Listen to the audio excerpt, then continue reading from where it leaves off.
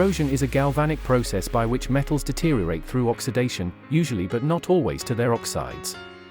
For example, when exposed to air, iron rusts, silver tarnishes, and copper and brass acquire a bluish-green surface called a patina. Of the various metals subject to corrosion, iron is by far the most important commercially.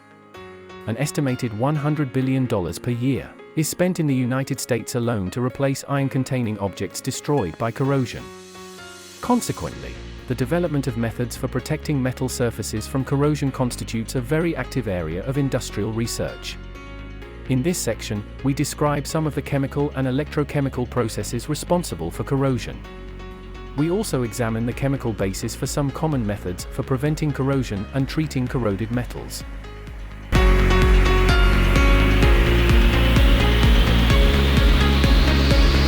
Ever wondered why that once shiny new bicycle now sports a coat of reddish-brown, or why the Eiffel Tower needs a fresh paint job every 7 years? The culprit behind these phenomena is a natural process known as corrosion.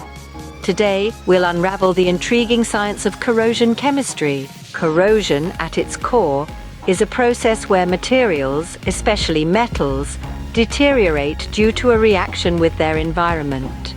It's not just a surface-level nuisance, it's a chemical dance between elements that can have significant consequences. Scene script: picture a piece of iron. It's strong, it's sturdy, but it's not invincible. When iron comes into contact with oxygen in the presence of moisture, a reaction occurs. The oxygen and the iron atoms engage in a chemical tango, resulting in a compound we know as iron oxide, or more commonly, rust. This is a classic example of an oxidation reaction where the iron loses electrons to oxygen.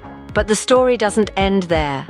In the presence of electrolytes like salt in seawater, the corrosion process can accelerate. The electrolyte provides a pathway for the movement of ions, speeding up the electron dance between the metal and oxygen.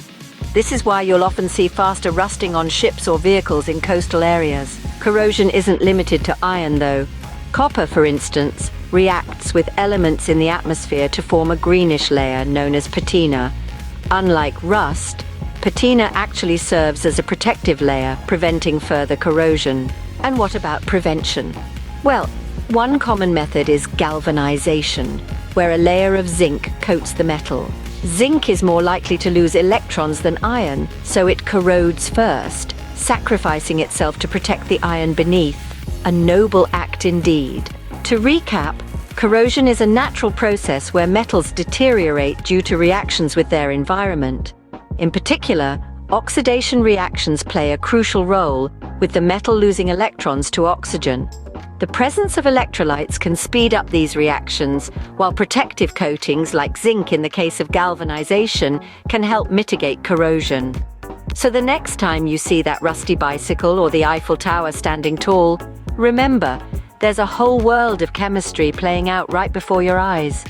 Corrosion isn't just a process, it's a testament to the ever-changing and fascinating world of chemical reactions.